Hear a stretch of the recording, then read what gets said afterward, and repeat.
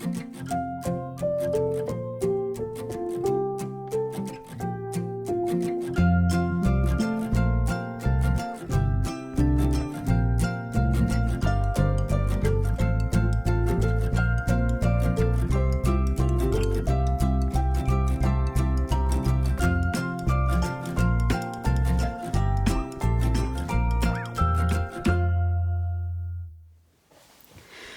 guys, I hope you're all doing well. It's good to have you along again today. I'm just showing you what I've been experimenting with lately. What it is embossing leaves using your Big Shot machine, and it's really great. I know I've seen other people do this before, but I haven't seen it quite in this way, so hopefully you're learning something new or a little bit of a twist on something you might have seen before. So when you put your leaves through a Big Shot, which of course you're not meant to do, by the way, just letting you know, just a disclaimer, this isn't what your Big Shot is designed for, so yeah, just keep that in mind. But it does work out, and I'll show you how to protect your Big Shot as well. So you end up with a embossed impression of a leaf, but also the leaf, if it's fresh, and depending on the leaf, it's got juice in it, and it'll leave its coloured impression as well. So you've got the embossing, and you've got some colour in the leaf as well, so depending on which leaf you use and which paper. So I'll just take you through this pile has turned out, how this pile has turned out, and then I'll show you and talk about what we're doing. So this one has turned out quite good. You've got an outline of the rose. This is a rose petal, and you can, I'm not sure if the camera's picking it up, but you've got the detail of the rose petal in there too, and I'll try and put some close-up photos in at the end or maybe at the beginning, and so you can see them close up, but I kind of like that one. That one there is just a leaf, of course it's a leaf, they're all leaves, a camellia leaf, and I've got this one here just to show you what it looks like on ordinary cardstock without distress. So it's kind of subtle, but you've got the leaf shape, and you can see all its veins and everything, and that's super cute too. So here we go, there's another one, and what I did then was I used my blending tool and used vintage photo around it just to bring it out a little bit more. So it really depends on how it turns out as to what you do with it. That one there, I sprayed, while the leaf was still sitting there, I sprayed with more ink around, so I got a little bit more colour. It turned out a bit mottly because I was using the wrong cardstock. This one was just super plain, but you can see a really cool embossing of that leaf, and that's a maple leaf, and it's got the colour that the leaf has left around the edge. So it's kind of subtle, so all these can be used as backgrounds, or if they turn out really good, you can make them the focal. That one was a grape leaf, and actually that one I did on top of one that I didn't really like, so if it doesn't work, you can do more embossing until you do like it, just like everything with distress. So this is a maple leaf, and it had the seeds in it, so the seeds themselves have left the impression of the cut. They've left their colour, and then you've got this wonderful embossing of the leaf, and you can, it's very subtle, but you pick it up. Anyway, I'll keep going. So there's more maple, and that's maple again, and they all turn out differently depending on the colour and the cardstock.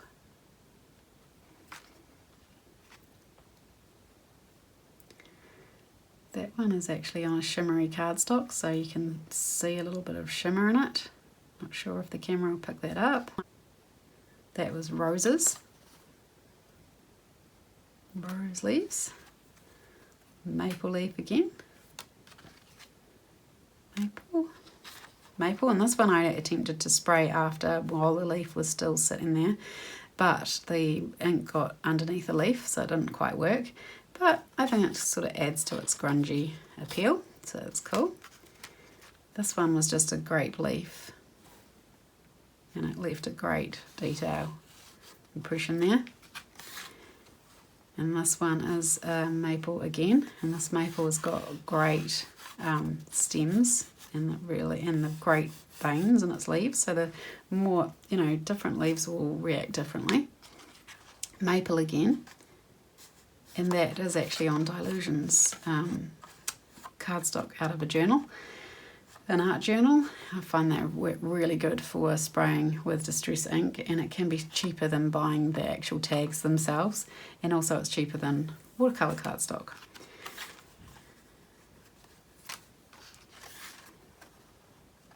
Maple, this is on watercolour, some blue,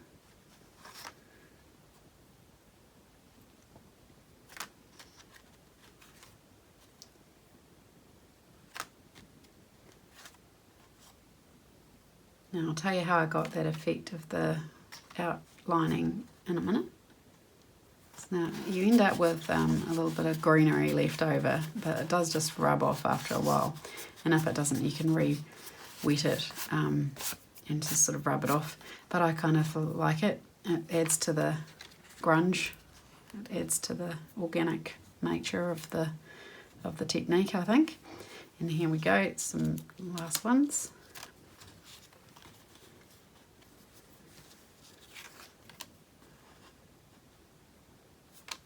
Right, so I'll show you what we're doing, and then I'll talk about some of the variations. So what I've got here is some watercolour cardstock, but like I said before, you can use other mixed media cardstock. All you just need it is a sprayed background, and if it can be a little bit damp, that's better, because you're going to end up with a lovely impression of the leaf and stem that way, and also you get a little bit of colour variation with the distress reacting with the moisture in the leaf. So these are still a bit damp. Well, actually they were dried out while I was talking earlier, so I've just resprayed them a little bit. Hopefully that is enough, but normally you would just spray your cardstock, leave it to dry a little bit, maybe use your heat tool just to get it a little bit dry.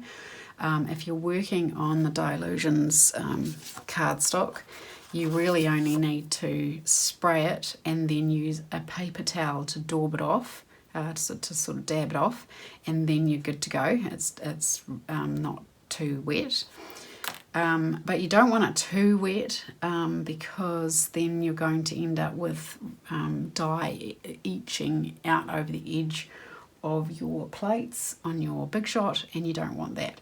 But I did do that with some of those, and I'll talk about that in a minute. So what you want to do is you want to get your plates and build your sandwich.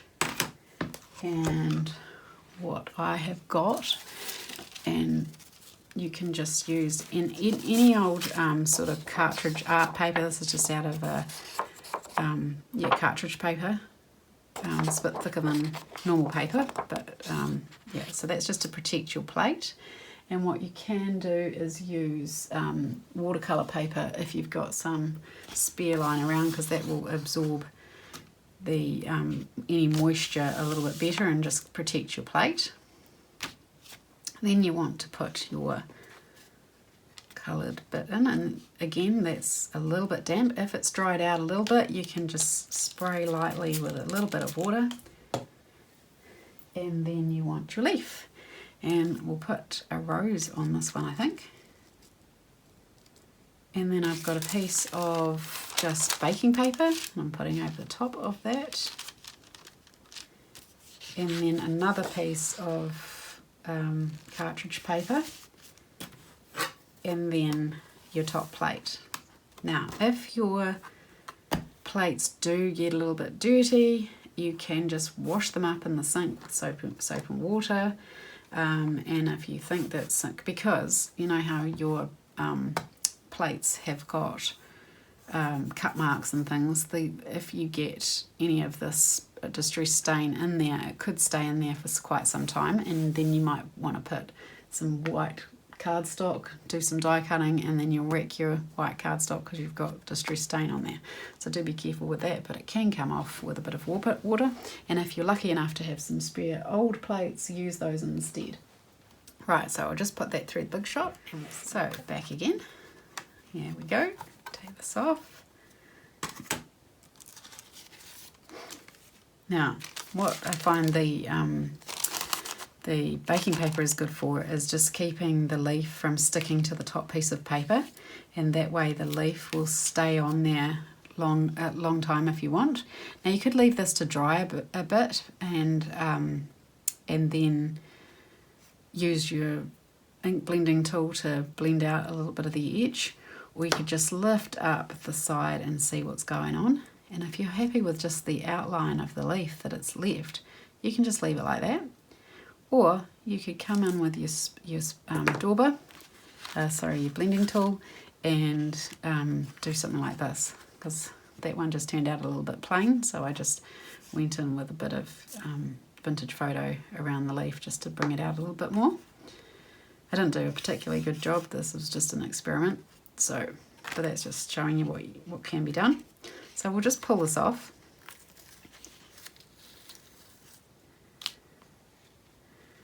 Now, because your paper's a little bit damp, and you've got the wonderful impression of the leaf as well as the stems, and you can see the detail of the veins and everything, and it's just absolutely perfect. Hopefully that's picking that up.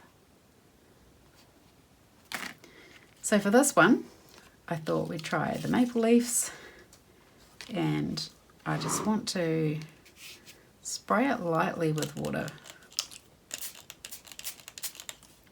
because it just works really well with the leaves sometimes, especially. So this one's a maple leaf.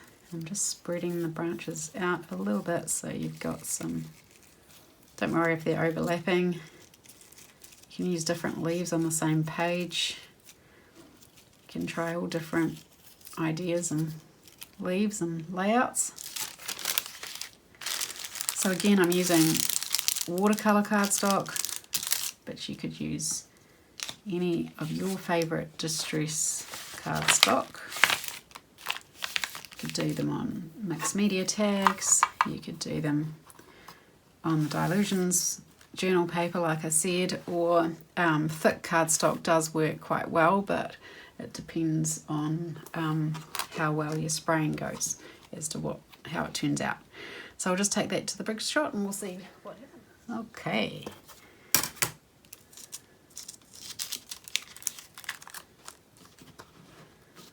So you can see the paper has protected my plate. There's nothing on the plate. Just if you have got wetter cardstock, then you're going to need to watch it a little bit more. Keep a rag beside the Big Shot just in case any does leak out onto your plates, and then wipe it straight away and you'll be better off. Now, doesn't that look lovely like that? You could perhaps dry your leaves this way as well. So this is kind of a juicy leaf, and it's kind of lifted already, so I wouldn't get much chance of daubing around that or spraying it, but that is an option.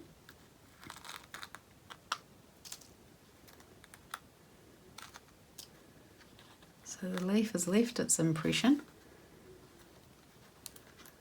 It's like somebody's drawn it on there, and it's reacted with the colour of the distress ink as well, so it's got a little bit more colour to it. Now you don't want to rub these too much because you could damage the paper, so it's best to just leave that to dry now and then rub it off gently. And there we go. So you've got a really good impression of the leaves themselves, showing the veins and the stem and the outline of the leaf. It's just beautiful. So now I'll talk about some of the experiments I did. Put this in the bin. So this one was, again, you're just using the dauber to get that to pop out. Dauber, I keep calling it dauber, blending tool. And these ones here were actually done while the cardstock was still wet with spray.